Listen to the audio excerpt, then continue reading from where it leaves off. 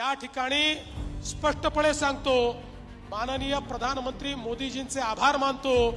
मोदीजींनी स्पष्टपणे सांगितलं बाकी सगळ्या गोष्टीत करार होईल, पण कृषीच्या बाबतीत करार होणार नाही।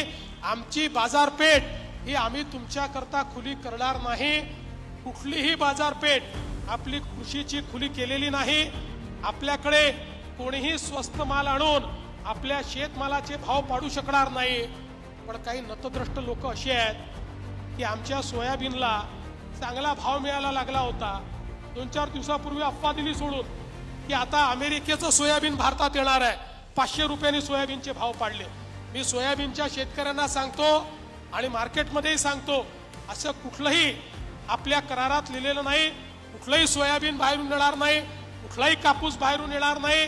त्यामुळे अशा प्रकारच्या अफवा पसरवणाऱ्यांना त्या ठिकाणी त्यांची जागा दाखवली पाहिजे। आणि जोपर्यंत देशात आणि राज्यात शेतकऱ्यांचं हित बघणारं सरकार आहे, तोपर्यंत कुठल्याही परिस्थितीमध्ये आपल्या शेतकऱ्यांचं अहित होईल अशा प्रकारचा कुठलाही निर्णय आपण घेणार नाही।